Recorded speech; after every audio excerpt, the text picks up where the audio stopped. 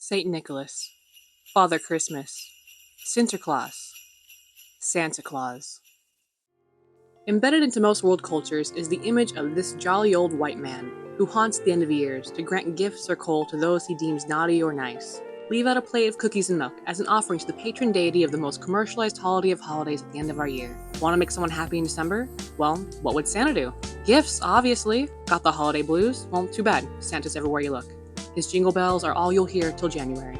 It's easy to feel overwhelmed in the Christmas rush and at the incoming reminder of another year gone, especially when this year has been, well, I want to say that next. You'll turn on your TV and it's grandma got run over by a reindeer or something.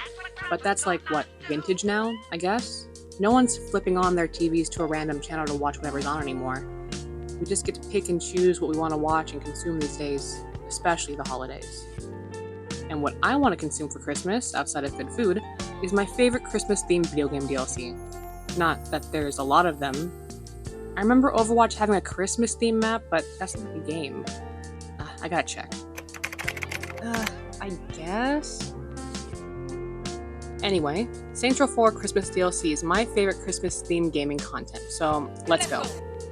In 2013, we saw the final game release of the mainline Saints Row games.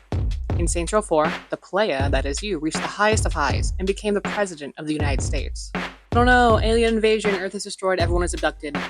You break out of the alien-made matrix, you save your homies to defeat Zinyak and his fleet, and save the remainder of humanity that's kept in alien pods.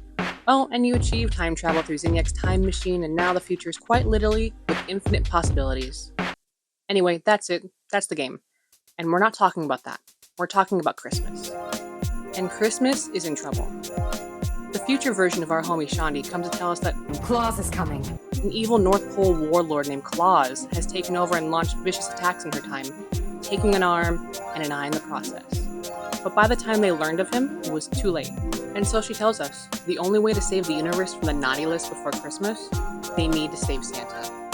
As Zinyak had Santa all along, degrading his mind, and creating Claus of 2036. But the boss isn't convinced. They don't care about Santa or Christmas. And who the hell's the Grinch? But you know who does care? Shaundi? Fuck me. And boy does she care. You don't get it. This isn't about Earth. Come midnight, Christmas Day, Santa Claus is coming to town, and unless we stop him, he is going to put the universe on the naughty list.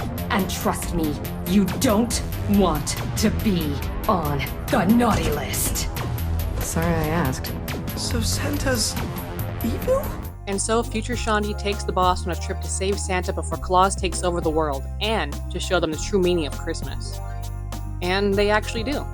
The DLC has 3 levels of fun combat with holiday sets and pop culture references and imagery, from classics like Christmas Story Did that really shoot my eye? to Sam the Snowman, and a lot of snow people are doing weird things in the North Pole. It's actually really fun to play. You free Santa and battle Claus with the power of friendship, thoughtful gifts. Okay, you fight Claus with holiday spirit, Kwanzaa, Hanukkah, even Festivus.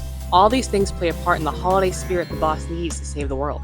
At midnight, he'll be unstoppable, unless you can bring holiday cheer back to the people before the clock strikes 12. Bringing Christmas cheer to give Santa back his power. But my favorite thing, the boss, they genuinely do end up learning the true meaning of the holidays, gradually, through each level. It's equal parts funny and endearing. The ending cutscene, once everything is said and done, is actually really fun and heartwarming. Maybe I'm just a sap who's weak for the found family and Christmas, but this just makes me really happy. I mean, yes, the ending cutscene is a bunch of holiday tropes strewn together. They sing carols, feed the poor, the boss runs down the street, greeting everyone like Scrooge does after he's visited by the spirits of the holiday. You even get the obligatory Love Actually scene, with the boss holding up the, "To me, you're perfect" sign to Ben King at his door. Those aside, gifting Kinsey the Gimp mask, having a snowball fight with Shaundi and Pierce, simply hanging up Christmas lights to have Shaundi bring you some hot chocolate on the roof, and just the whole crew all together for one big cheesy Christmas family picture. From the streets of Stillwater to the industry of Steelport, from the top of the world to the destruction of it. Through it all, it's been you, the boss, and your gang, your homies, side by side, and it's just a really sweet end. A small but heartfelt goodbye to them all, especially now after that quote-unquote reboot. How the Saints Save Christmas reminds me, maybe us if you're as much of a sap as I am, that even if the world seems over and times look so ridiculously bleak, that there's still hope and camaraderie to be had with your homies to help us through it all. Happy holidays.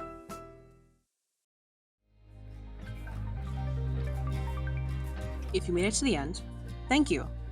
Creative media has always been something I found myself looking towards. It's something I live vicariously through to remind myself of certain truths. It's been something so vital and important to my person that when I attach to something and it speaks to me, it becomes a part of me, body and soul. So, here we are. Welcome to my channel. Here, I'll be rambling about things I love and try to play with the sense of meaning it gives to me. It helps make everything feel like it has a purpose. Because not all is lost. We don't think like that. We'll make the impossible possible. Together. And maybe I'll see you in the next one.